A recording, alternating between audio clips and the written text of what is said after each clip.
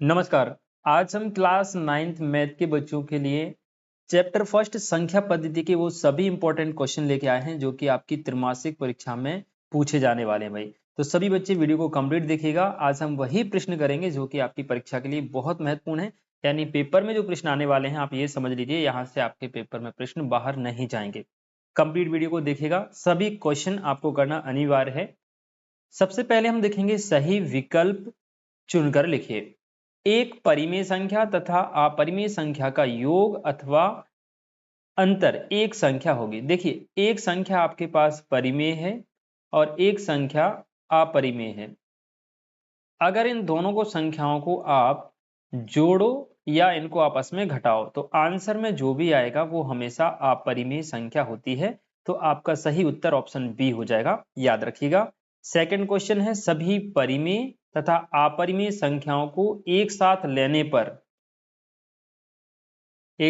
लेने पर प्राप्त संख्याओं का संग्रह क्या कहलाता है। देखिए यहां पर क्या है, परिमेय संख्याएं और अपरिमेय संख्याओं को आपस में जोड़ा जा रहा था। एक अपरिमेय संख्या में दूसरी अपरिमेय संख्या जोड़ी जा रही थी, इसलिए आंसर में जो आ रही थी वो अपरिमेय संख्या है। लेकिन यहां पे उसने ये कहा कि जितनी भी परिमेय संख्याएं टोटल सभी परिमेय और प्लस सभी अपरिमेय, दोनों को मिला के जो पूरी संख्याएं हमको मिलेंगी वो कौन सी संख्याएं होती हैं, वो होती हैं वास्तविक संख्याएं।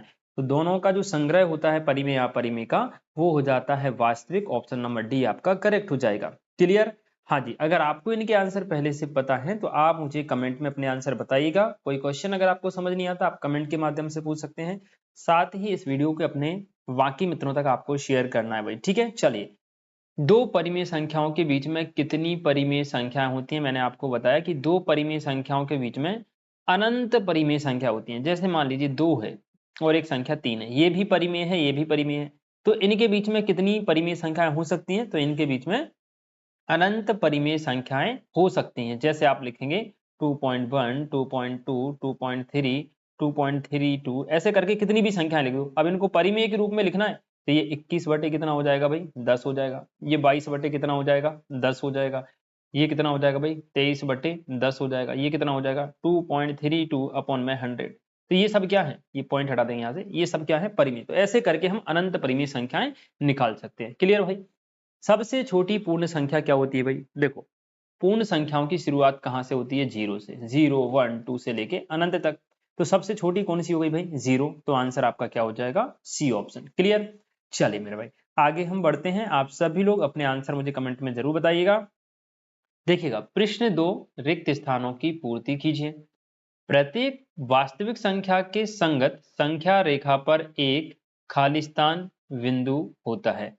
देखिए, प्रत्येक वास्तविक संख्या के संगत संख्या रेखा पर एक अद्वितीय बिंदु होता है। क्या होता है? एक अद्वितीय बिंदु होता है, मानो उसके समान दूसरा बिंदु नहीं होगा। क्लियर? पाई एक खालिस्तान संख्या का उदाहरण है, तो पाई जो है वो एक अपरिमेय संख्या का उदाहरण है। ठीक है भाई, पाई कैसी संख्या है? अपरिमेय। एक अपरिमेय संख्या का दशमलव प्रसार भाई कैसा होता है? तो देखिए, मैंने आपको बताया अपरिमेय संख्याओं का दशमलव प्रसार अशांत और साथ में कैसा होता है? अनावर्ती होता है। अशांत प्लस अनावर्ती, यहां लिख देता हूं मैं, अशांत अनावर्ती। क्लियर? इसके बाद आप देखिए 100 की पावर 1/2 और इसकी होल पावर 2 का मान कितना है? हमारे पास है 100, इसकी पावर है 1/2 और इस पूरे की पावर कितनी दी गई है? 2। तो हम कोष्टक हटाएंगे और पावर में लगा देंगे मल्टीप्लाई। इस 2 से ये 2 कट जाएगा, हमारे पास बचेगी 100 की पावर 1, यानी आंसर कितना आ जाएगा? 100। इसका आपका सही उत्तर क्या होगा? 100। याद रखिए बच्चों, जैसा कि मैंने आपको बताया सारे ही क्वेश्चन इंपॉर्टेंट है, यहीं से पेपर में प्रश्न मिलेंगे आपको। ठीक, एक परिमेय संख्या का दशमलव प्रसार कैसा होता है? एक परिमेय संख्या का दशमलव प्रसार होता है शांत या अशांत। लेकिन अशांत में कौन सा होगा? आवर्ती होगा, ये बात आप ध्यान रखिएगा, अनावर्ती नहीं होगा। ठीक है? Under root A plus B बराबर under root A minus B का गुणनफल क्या होगा? हमारे पास है under root A plus B and हमारे पास है under root A minus B. एक सर्व समीकरण हमने पढ़ी है 9th क्लास में, ए प्लस बी और ए माइनस बी का फॉर्मूला होता है ए का वर्ग माइनस बी का वर्ग। हमारे पास ए के प्लेस पर क्या है? रूट ए, तो हम क्या कर देंगे? रूट ए का वर्ग माइनस बी के प्लेस पर बी ही है तो हम क्या करेंगे b का वर्ग, रूट a का वर्ग हो जाएगा a और b का वर्ग रहेगा b वर्ग, यानी आंसर आपका हो जाएगा a माइनस b वर्ग। क्लियर? देखिएगा √3 2√3 माइनस √3 का मान क्या है, तो इसके लिए आप क्या करें, इस √3 का अंदर गुणा करेंगे तो 2 तो ऐसे ही रहेगा भाई, √3 का √3 में गुणा होगा तो कितना आ जाएगा 3 आ जाएगा, माइनस यहाँ भी इस √3 का √3 में गुणा होगा तो कितना आ जाएगा 3, 3 का 2 में मल्टीप्लाई करेंगे 6 आएगा, माइनस 3 बराबर में क्या बचेगा 3, तो इसका आंसर आपका क्या हो जाएगा 3। क्लियर? चलिए आगे देखते हैं हम। नेक्स्ट क्वेश्चन में आपसे पूछ रहा है सत्य और असत्य लिखिए। तो यहाँ पे देखिए संख्या s को अपरिमेय संख्या कहा जाता है यदि इसे p बटे q के रूप में लिखा जा सकता है, जहां p और q पूर्णांक हैं और q का मान 0 नहीं है। ये सत्य होगा कि असत्य, तो ये होगा असत्य। क्यों होगा भाई? देखिएगा ये जो इन्होंने परिभाषा लिखी है वो परिमेय संख्याओं की है और यहाँ पर उन्होंने क्या दे दिया अपरिमेय। तो अपरिमेय संख्याएं वे संख्याएं होती हैं जिनको हम p बटे q के रूप में नहीं लिख सकते, जबकि इन्होंने कहा है कि लिखा जाता है, तो ये गलत हो जाएगा। ठीक है ना? अगला देखिए प्रत्येक पूर्णांक एक परिमेय संख्या होती है। बिल्कुल सही बात है, जितने भी पूर्णांक हैं वो सब कैसे होते हैं? परिमेय संख्या होती है। ये आपका राइट आंसर होगा।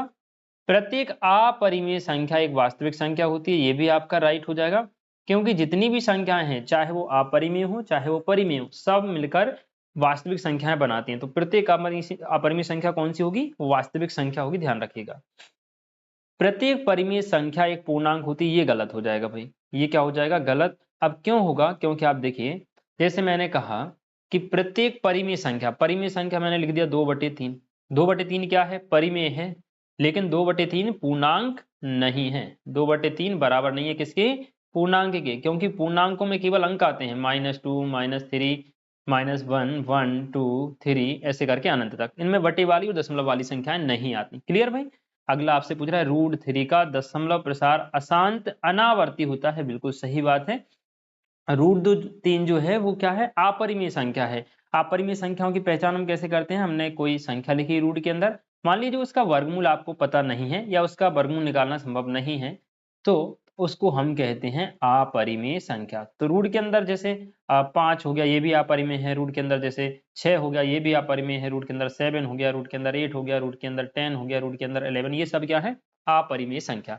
अब लेकिन रूट के अंदर 9 आ गया तो भाई इसका तो हमें मान पता है 3 होता है। अगर रूट के अंदर मान लीजिए 16 आ गया तो इसका मान भी हम क्या लिखते हैं? 4। ठीक है, तो ये परिमेय होंगी, बट ये जो ऊपर हमने लिखी ये सब क्या है? अपरिमेय। उनमें से ही है √3, तो इसलिए ये भी क्या होगी? अपरिमेय। और अपरिमेय संख्याओं का दशमलव प्रसार होता है अशांत अनावर्ती, इसलिए ये सेंटेंस हमारा सही हो जाएगा। बात समझ में आ रही है या नहीं? एक बार यस जरूर लिखिए। आप इस वीडियो को कहाँ से देख रहे हैं? आप मुझे कमेंट सेक्शन में अपना नाम और अपना एड्रेस जरूर बताएंगे। ठीक है भाई, अगला प्रश्न आपसे पूछा गया 2 + √3 2 - √3 का मान -1 के बराबर है, सत्य होगा या राइट? देखो भाई अपने पास है 2 + √3, फिर ब्रैकेट में है 2 - √3, तो या तो आप इसका डायरेक्ट मल्टीप्लाई कर सकते हैं या इसमें सर्वसमीका लगा सकते हैं। सर्वसमीका कौन सी भाई? a + b और a - b। a का मान हमारे पास 2 है, b का मान कितना है? √3। इसका मान होता है a का वर्ग - b का वर्ग, तो आप इसके बराबर में लिख सकते हैं 2 का वर्ग माइनस √3 का वर्ग। अब 2 का वर्ग 4 हो जाएगा, √3 का वर्ग 3, 4 में से 3 घटाओगे 1 आएगा, यानी जो लिखा है वो गलत है, क्योंकि यहाँ माइनस दिया है, हमारे पास प्लस बना रहा, तो ये असत्य हो जाएगा। ध्यान दीजिएगा। क्लियर है भाई? चलिए अब हम देखते हैं एक शब्द एक वाक्य में उत्तर, और ये भी इंपॉर्टेंट क्वेश्चन है पेपर के लिए।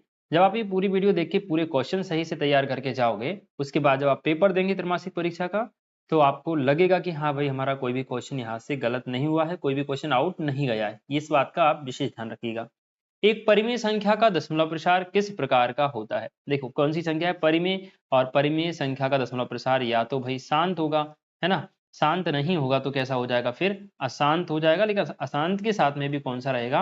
आवर्ती रहेगा। अशांत आवर्ती का मतलब होता है जैसे 1.333 ये आता जाता है, ठीक है ना, इसको बोलते हैं अशांत आवर्ती दशमलव प्रसार। क्लियर? ऐसी संख्या जैसे p बटे q के रूप में व्यक्त नहीं किया जा सकता, जहां p और q पूर्णांक है, q का मान 0 नहीं होना चाहिए, को क्या कहते हैं? ऐसी संख्याओं को हम अपरिमेय संख्या कहते हैं। ठीक है भाई, चलिए नेक्स्ट क्वेश्चन आपके सामने है 1/7 का दशमलव प्रसार कितना होगा भाई? हाँ जी, अगर आप इन प्रश्नों के उत्तर जानते हैं तो मैं आपसे कहूंगा कि आप इन प्रश्नों के उत्तर कमेंट सेक्शन में जरूर बताएंगे मुझे। ठीक है भाई? हाँ जी, साथ ही इस वीडियो अगर आपको अच्छी लगती है तो इस वीडियो को आप अपने सभी दोस्तों तक शेयर जरूर करेंगे। ठीक है भाई? देखिए 1/7 का जो दशमलव प्रसार है वो कैसा होता है, ये अशांत होता है और आवर्ती होता है, अशांत आवर्ती। कुछ संख्याओं के बाद ये रिपीटेशन करने लगता है। ठीक है भाई, चलिए अगर आप चाहें तो इसका मान भी लिख सकते हैं। 1/7 बराबर होता है 0.142857। इसके बाद पुनः यही संख्या आएंगी, है ना, फिर आ जाएगा 14285 फिर वही संख्या आ जाएगी 14285। तो ये बार बार संख्या ऐसे ही आती जाती है, इसलिए अशांत आवर्ती कहलाता है। ठीक है, 6√5 को 2√5 से गुणा करके मान लिखिए तो 6√5 इंटू 2√5। तो पहले हम बिना रूट वाली संख्याओं का गुणा करेंगे, 6 का 2 में मल्टीप्लाई 12।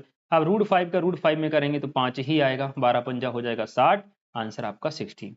नेक्स्ट देखिए 0 और 1 के बीच में परिमेय संख्या लिखिए। तो वही 0 और 1 के बीच में संख्या लिखनी है आपको। किन्हीं भी दो परिमेय संख्याओं के बीच में अगर एक परिमेय संख्या निकालनी है तो आप उनको जोड़ के और 1 का भाग लगा देंगे। तो हमने 0 और 1 को जोड़ा और 2 का भाग लगा दिया, सॉरी 1 का भाग नहीं 2 का भाग लगाएंगे। ठीक है ना, तो अब क्या होगा भाई, दोनों को जोड़ दिया, कितना आया 0 और 1, 1 नीचे कितना आ गया 2। तो आपके पास 0 और 1 के बीच में जो परिमेय संख्या वो कितनी है 1/2। मान लो आपसे पूछता कि 10 और 11 के बीच में परिमेय निकाली, तो आप क्या करते 10 + 11/2, यानी कितना हो जाता 21/2। क्लियर, इस प्रकार से कोई भी अंक आपको दे दे आप उसका आंसर लिख के आएंगे। ठीक है ना, अगला देखिए 1/7 और 2/7 के बीच में एक परिमेय संख्या लिखिए। हाँ जी, 1/7 और 2/7 के बीच में एक अपरिमेय संख्या लिखिए। ठीक है भाई, देखिए 1/7 और 2/7 के बीच में आपको एक अपरिमेय संख्या लिखनी है। अब मेरी बात आप सुनिएगा, अभी हमने इसका मान ये लिखा था 1/7 का मान, 1/7 का मान ये था कहां तक 7 तक। इसके बाद ये संख्या रिपीट हो गई थी। ठीक है, जब हमारे पास 1/7 का मान आया 0.142857 और यही संख्या बार बार रिपीट होती है तो इसके ऊपर हम क्या लगा देते हैं, वार लगा देते हैं। क्लियर, क्या लगा देते हैं, वार। अब हम 2/7 का मान निकालना चाहें तो हमें कुछ नहीं करना, 2/7 के लिए केवल इस पूरी संख्या में 2 का मल्टीप्लाई कर देंगे, ये बन जाएगा 0.1 में 2 का, यहां से करो 7 में 2 का मल्टीप्लाई करोगे तो कितना आएगा भाई 7 दूनी 14, 7 में 5 का करोगे तो सॉरी 5 में 2 का करोगे तो 5 दूनी 10 और एक हासिल का 11, फिर 8 में 2 का करोगे 16 और एक 17 हो जाएगा, फिर 2 का 2 में करोगे 4 और एक हासिल का 5 हो जाएगा, एंड 2 का 4 में करोगे 8 और एक हासिल का 2 का 4 में करोगे कितना आएगा 8, एंड 2 का 1 में करोगे 2, और ये 0 पॉइंट यहाँ लिख देता हूं मैं। ठीक है ना, अब मेरी बात सुनिएगा, ये मान आ गया हमारे पास 2/7 का। मैं थोड़ी सी स्पेस यहाँ पे बना लेता हूँ ताकि आपको क्लियरिटी से समझ में आए। देखो भाई, हमारे पास दो चीज आ गई, एक तो 1/7 और एक 2/7। इसका मान होता है 0.142857 और इसका मान जो हमने निकाला वो 0.2857 और 14। इस पे बार लगा दिया, इस पे बार लगा दिया। इनके बीच में एक परिमेय संख्या चाहिए, तो इनके बीच में परिमेय संख्या आप निकाल सकते हैं। कैसे निकालोगे, देखिए डायरेक्ट मैं आपको बता दूं कि इनके बीच में होना चाहिए। यहाँ पे क्या मिल रहा है भाई 0.142 मिल रहा है ना, और यहाँ पे क्या मिल रहा है 0.28। तो अब इसके हिसाब से आप अगली संख्या क्या लिख सकते हो, 0.14 के बाद 142857 आ रहा है ना, अब 4 के बाद क्या आता है अगला 5 आता है ना, तो आप लिख सकते हैं 0.5